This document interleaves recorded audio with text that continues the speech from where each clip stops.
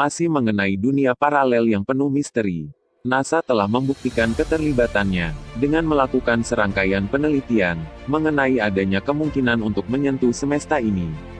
Sebuah gerakan yang disebut dengan Sinaer Staere oleh seorang visioner bernama Eamus Demetrios telah berhasil menempatkan 140 situs yang diyakini sebagai portal menuju ke semesta kembar. Berbagai pengalaman unik juga telah berseliweran menjadi cerita legenda yang penuh misteri, mengenai keterlibatan makhluk dari dunia paralel.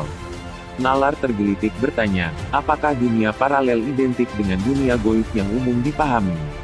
Berikut adalah kisah yang diyakini melibatkan makhluk dari dunia paralel, yang dikutip dari berbagai sumber. 1. Lelaki dari Tauret. Kisah ini terjadi sekitar 60 tahun yang lalu, tepatnya di Bandara Haneda, Jepang, tahun 1954.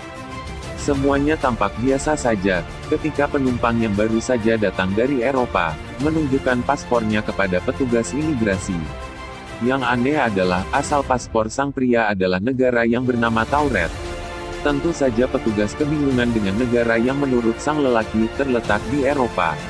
Ketika petugas imigrasi meminta ia untuk menunjukkan letak negaranya, pria tersebut menunjuk satu lokasi yang dikenal dengan nama Andorra. Semakin membingungkan, karena sang lelaki yang dapat berbahasa Jepang tersebut, memperlihatkan berbagai cap dari negara yang nyata dan asli. Pria misterius ini juga mengatakan bahwa kunjungannya ke Jepang adalah dalam rangkaian bisnis dengan salah satu perusahaan di Jepang. Tapi, nama perusahaan yang disebutkan juga tidak pernah ada dan terdaftar, bahkan hotel yang ia pesan pun, mengaku tidak pernah menerima bookingan dari sang pria dari Tauret itu. Akhirnya, ia pun ditahan oleh pihak imigrasi Jepang, dan ditempatkan di sebuah hotel dengan penjagaan ketat. Namun, sebelum sempat diinterogasi, sang lelaki sudah menghilang tanpa jejak, beserta seluruh dokumen perjalanannya, yang berada di tempat terpisah.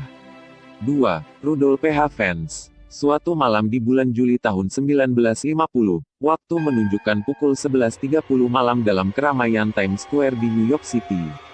Sebuah insiden mengerikan terjadi ketika sebuah taksi menabrak mati seorang pria misterius. Polisi New York yang melakukan penyelidikan, menemukan keanehan dari sang pria yang tewas tersebut.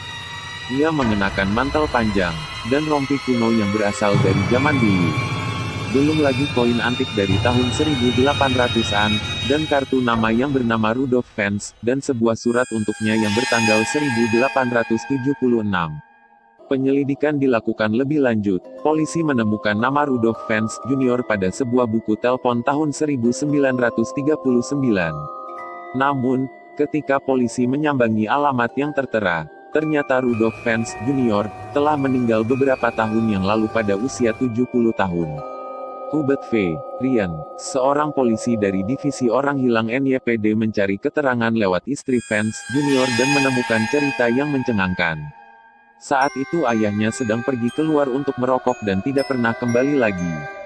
Dari sini, Ryan kemudian memeriksa dokumen tahun 1876, dan menemukan laporan orang hilang beserta fotonya yang sangat mirip dengan jenazah yang ditabrak oleh taksi pada tahun 1950. 3. Bocah hijau dari Woolpit. Sebuah desa di Inggris, yang bernama Woolpit pada abad ke-12, dikejutkan oleh kehadiran dua anak kecil laki-laki dan perempuan. Sepasang anak tersebut disebutkan keluar dari sarang serigala dengan mengenakan pakaian yang aneh, dan berbicara dalam bahasa yang tidak diketahui.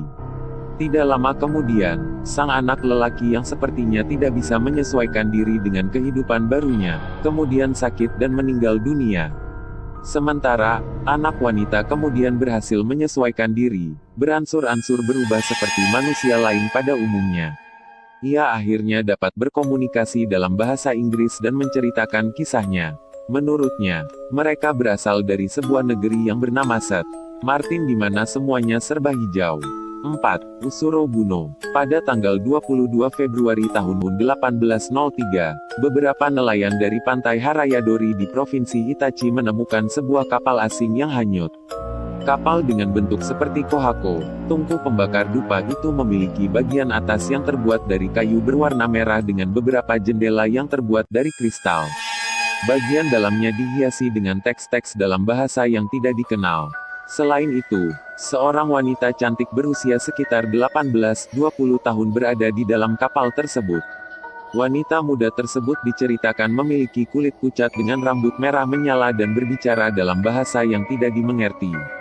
Ia juga terlihat membawa sebuah kotak kecil yang selalu digenggam erat. Karena khawatir dengan fisiknya yang aneh dan kotak yang ia bawa, para nelayan akhirnya melepaskan kapal tersebut kembali ke laut lepas.